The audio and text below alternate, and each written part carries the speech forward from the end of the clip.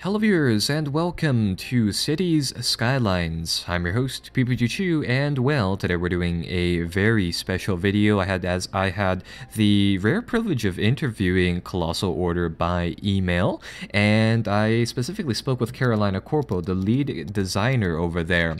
So, in the meantime, enjoyed the film or the footage, the gameplay footage from the review copy of the game, and well, just to get the ball rolling here, I asked them just to introduce the game, talk to us a little bit about what it is all about, where the idea of the game came from, and really like what's the process behind it. So with that said, the following was their response. So actually, before we begin, I just wanted to say that this might be slightly choppy, so bear with us. Anyhow, their reply will appear shortly on your screen in just a second, but the recap of it was that making a city building game was always a dream for Colossal Order ever since the company was first founded.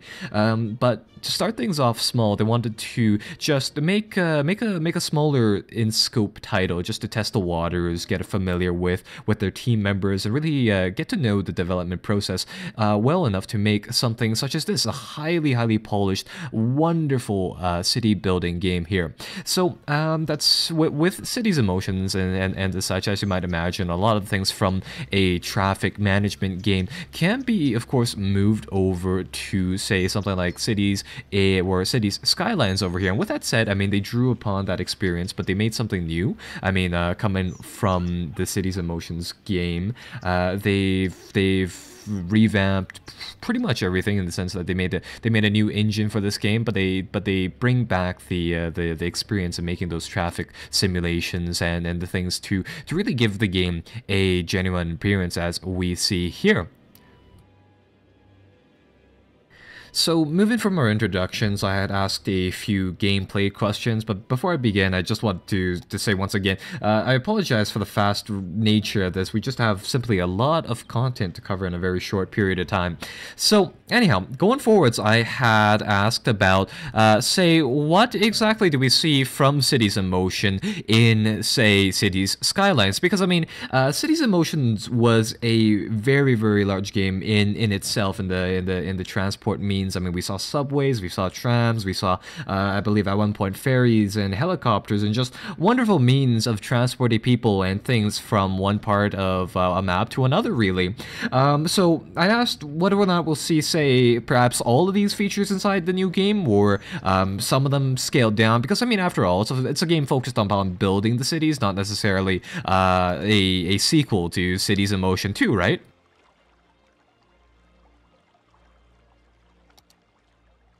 So getting to their reply, I mean, it's exactly what I expect to see. I mean, while the game is a city building title, not necessarily a traffic managing game, they still bring back a ton of the things that they have from Cities in Motion. I mean, the public transportation system is, of course, a vital part of any city, and one of the biggest things about it was that it was very hands-on inside Cities in Motion, and while we don't get to show you guys it here inside this video in particular, how it generally works for at least the bus system is that you build a bus depot from which you can send buses out, and it's actually quite interactive in the sense that you can select all the routes that the buses go on yourself, so you can plot them out just like inside Cities Emotions there.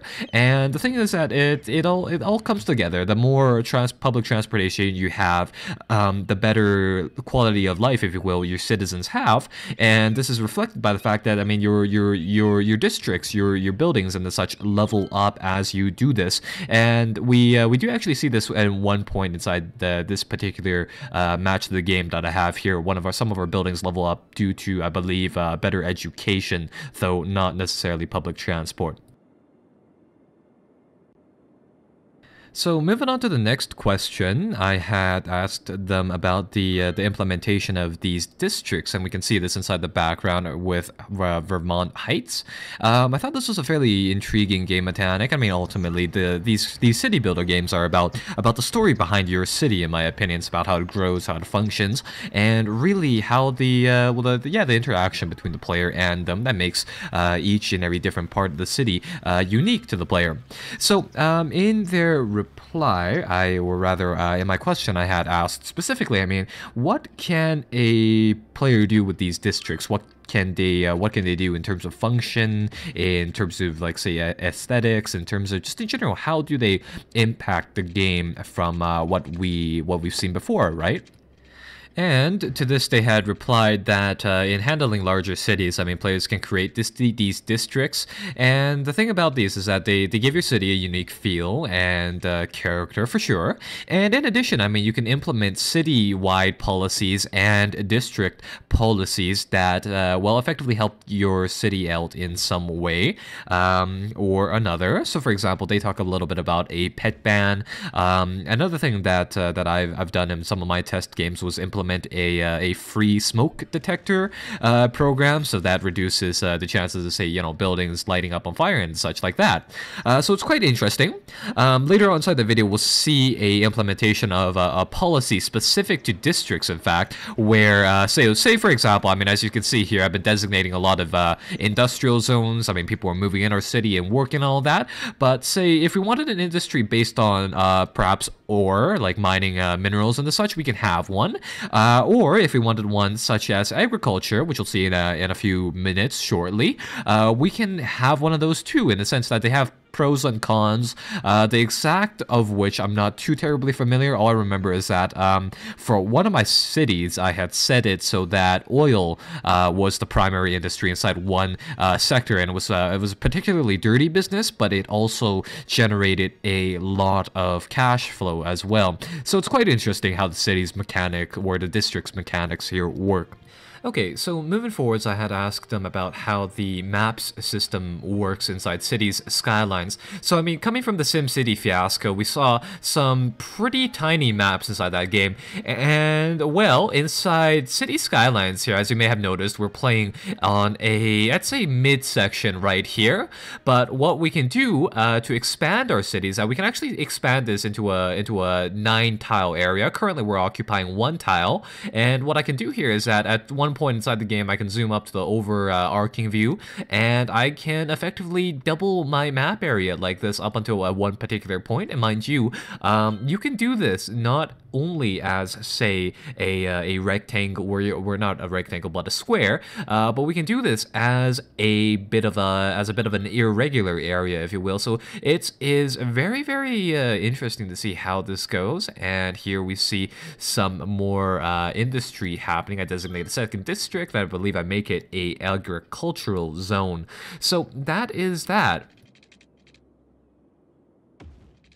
Okay, so moving on to the last question, I had asked him about what types of play we see here inside Cities Skylines, if that makes any sense, in the sense that do we see any campaigns, any scenarios, any missions of the sort like that, or is it more so just pure sandbox gameplay? And well, as it turns out, this is a pure sandbox game. There's a lot to do. I mean, there are, of course, it's a game, if you will, that's what you make of it, right? I mean, you create your own things, you create your own fun, right? At the in the end, I mean, if you prefer, say, more structured gameplay, of course, there's things like monuments and things inside the game that you can aim for and try for. And there are also quite a few special buildings. It's actually listed on my command bar there. It's right. It's to the right of the little tree bush icon, if you will, to the right of the bus icon right there. So there's definitely quite a few options where, challenges and things that you can do like that to perhaps add some structure to the gameplay if you would like something like that. This is actually quite a bit of a long answer. Going from there, talking a little bit more about the content of the game. I mean, there will be, of course, mod support. So you can you can add mods to your game to spice things up, and we'll talk about mod integration shortly. One of the other things is just simply how many maps you get for the game. So as we've already seen, the maps do expand. They actually, some of these maps, if you will, have different starting points. Like, for example, this one, it might not throw you onto this nice river tile. It might throw you somewhere else on the overarching map, which is composed of 25 of these tiles. So it's quite big. It offers quite a lot of replayability, considering the fact that your city can be 9 of these tiles at one time. So yeah, the present maps do definitely give you a lot of sway. So going from there, I mean, there's just, yeah, there's a ton of content built in. Of course, is mod support for you to add more. And going to modding, I brought up a few points here. So the last question I had asked was about modding, and the gist of that was I wanted to know about, like, say, how accessible the modding tools were, and just in general what breadth and depth they had.